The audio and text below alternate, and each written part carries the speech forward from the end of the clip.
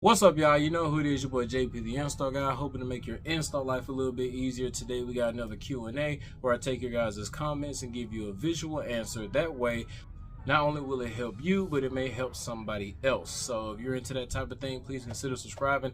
These are the type of things that we do here: car audio tutorials, radar removals, Q&As. We also do car audio tech reviews. Anything car audio install related is what the channel is about. From time to time, I like to share my car audio knowledge, so whether you're a beginner or advanced, this channel just might be for you.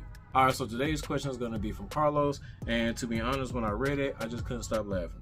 It says, quick question, trying to get some help. It may be a goofy ass question, but I'm trying to learn. I have a 2017 GLI, and it comes stock with an 8-inch sub in my trunk. My amp is tiny. Do you think if I upgrade my amp, it will hit harder? Let's jump into it.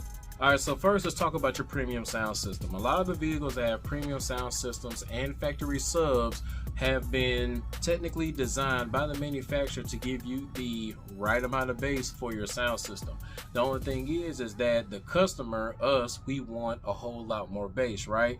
But for that vehicle and that design space that your 8-inch sub is in, you don't want to put too much power to that sub, which is why they have a factory amp with a certain amount of power going to that speaker already. If you put too much power to it, you could damage the sub, or when the sub moves up and down, it can actually hit up against the grill, whether it's in the rear deck or in a corner panel or something like that. Next, your factory sub is probably not made with the type of components of a aftermarket sub. And what I mean is, a lot of your factory subs, like when I take them out, they still have a very thin cone with a either very thin foam surround that ends up deteriorating, or a cloth surround, so it can't really take that much power.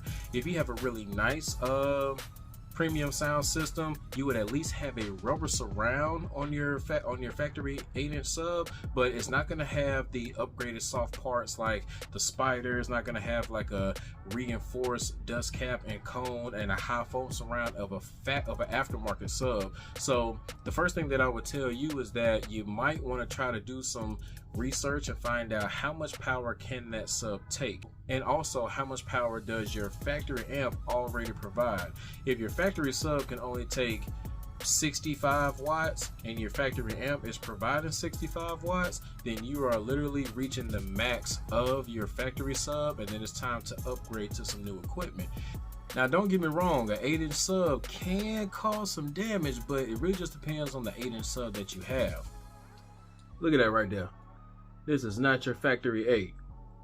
So if you have something like that, that 8 actually takes 750 watts RMS. So you can put a nice 750, 800 watt RMS amp on that subwoofer in the right box, and it's gonna slam and probably hit way harder than any factory 8 would.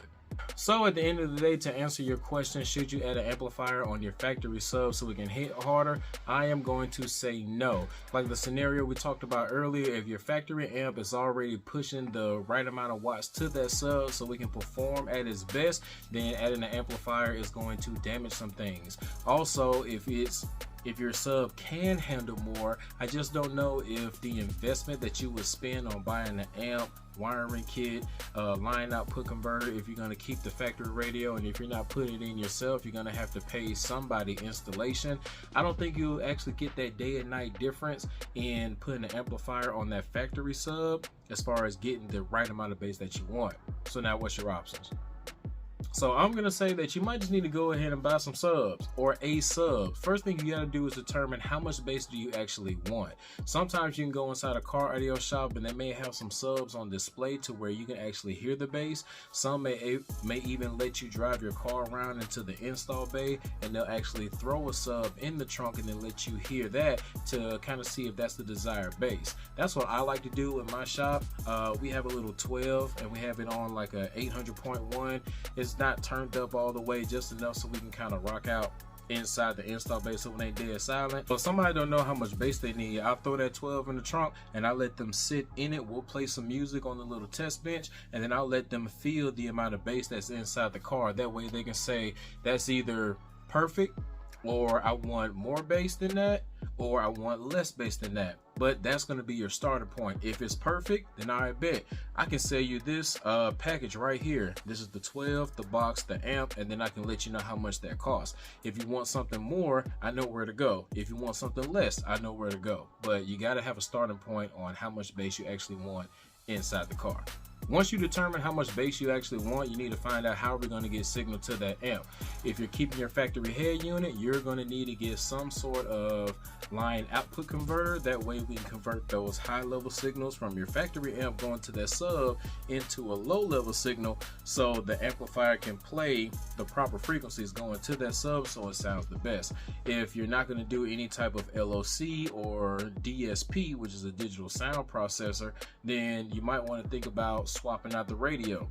Maybe it's a 2017, you probably got some good features inside that car, but hey, maybe you don't have CarPlay, maybe your Bluetooth stopped working, or whatever the case is. Swapping out that radio is going to give you a whole lot more features with your radio that you're going to use on a daily basis, but then you also have a dedicated sub channel RCA on the back of the radio to send signal to the amp, and then you won't have to worry about any type of converters. And to tell you the truth, y'all, that's about it. So if you found any type of value in this video, please hit that like button. Don't forget to subscribe, share, comment if you want to. I do want to take the time to thank all of the Patreons. You guys go the extra mile supporting me in the channel, and I just want to let you know that every dollar spent to help me really goes a long way with me, because you don't have to, but you find enough value to where it's like, hey, instead of letting this guy do this for free, I want to give him that extra thanks, or man, I want to buy this guy a beer, or he helped me with this install, so I want to buy him lunch for tomorrow.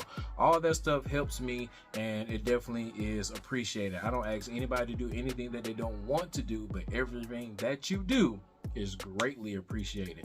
And lastly, before we get out of here, I do want to let y'all know that we are still making the introduction to car audio training courses. I'm extremely excited about it. Something that I'm very passionate about, car audio. I'm actually able to help you guys become more comfortable with installing your own equipment, whether you were that big do-it-yourselfer, maybe you was out of car audio and you want to get back into car audio, maybe you've never been in a car audio, or maybe you're actually inspiring to be an installer. These training courses are going to be for you, and you can get those at JPtheinstallguy.com when it's available. So lastly, like we always say at this channel, keep going, keep growing, and have a blessed day. Peace.